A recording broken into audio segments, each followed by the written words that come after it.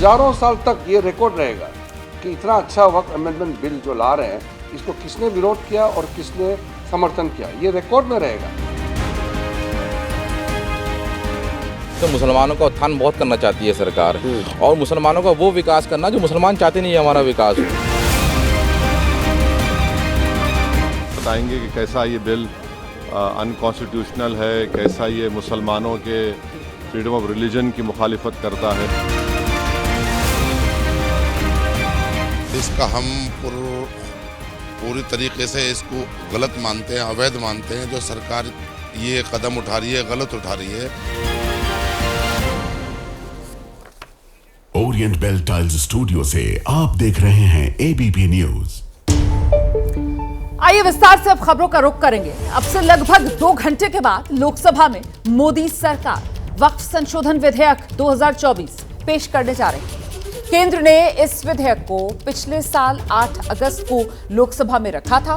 40 से अधिक संशोधनों के साथ वक्फ संशोधन विधेयक मौजूदा वक्फ अधिनियम में कई भागों को खत्म करने का प्रस्ताव रखा गया था।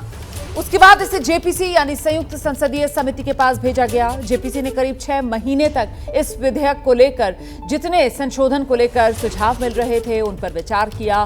27 जनवरी को इसे फिर से संसद में पेश करने की मंजूरी दे दी गई और अब 1 महीने बाद केंद्रीय कैबिनेट ने इस विधेयक पर मुहर लगा दी है। आज इस बिल को लोकसभा में पेश किया जा रहा है।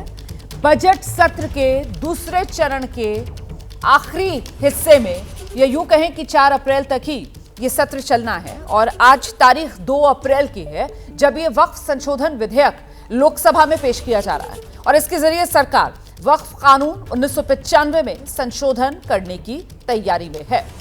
वहीं दूसरी तरफ विपक्ष है इस विधेयक के खिलाफ डटा हुआ है, इसे असंवैधानिक बता रहा है। इस बिल के खिलाफ विपक्ष दावा यह कर रहा है कि यह विधेयक सरकार को मुसलमानों के धार्मिक मामलों में हस्तक्षेप करने का अधिकार दे देगा, जिससे वक्फ बोर्ड का अस्तित्व ही खतरे में पड़ जाएगा। तो अलग अलग बोल इस विधेयक को लेकर सत्ता पक्ष और विपक्ष के सामने आ रहे हैं और ऐसे में वक्फ पर अब यह फैसले की घड़ी।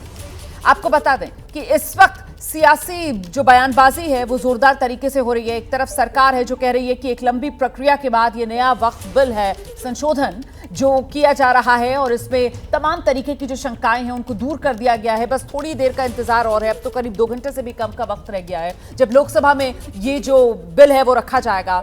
लेकिन उसके कुछ एक्सक्लूसिव अंश अभी इसी वक्त एबीपी न्यूज पर मैं आपके सामने रखने जा रही हूं।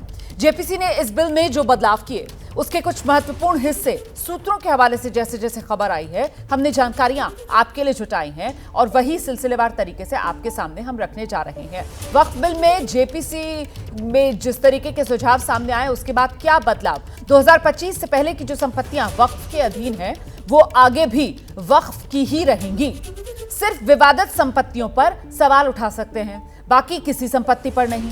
जमीन दान करने वाले को साबित करना होगा कि वो 5 साल से इस्लाम का पालन कर रहा है। वक्फ ट्रिब्यूनल में 2 की जगह 3 सदस्य होंगे अब, और तीसरा सदस्य जो है वो कोई इस्लामिक विद्वान होगा जिसे इस ट्रिब्यूनल में शामिल किया गया है। तो कुल मिलाकर ये बदलाव जो किए जा रहे हैं, वक्फ संशोधन बिल कुछ ही देर बाद लोकसभा में रखा जाएगा। लोकसभा में वक्फ बिल को लेकर 8 घंटे का वक्त मुकर्रर किया गया है चर्चा के लिए। अल्पसंख्यक मामलों के मंत्री हैं किरण रिजिजू, वो बिल पेश करेंगे। चर्चा के दौरान कौन पक्ष में बोलेगा, कौन विरोध में बोलेगा, ये भी जानना जरूरी है। कुछ वक्ताओं के नाम भी सामने आ गए हैं। वक्फ बिल के पक्ष में जो बात रखेंगे अपनी सत्ता पक्ष की तरफ से, उनके नाम सिलसिलेवार तरीके से आपके सामने रखेंगे हम। इसमें अनुराग ठाकुर, जगदंबिका पाल, अभिजीत गांगुली, रविशंकर प्रसाद, इसके अलावा तेजस्वी सूर्य भी और निशिकांत दुबे भी बीजेपी की तरफ से ये वो वक्ता हैं जो आज अपनी बात रखेंगे।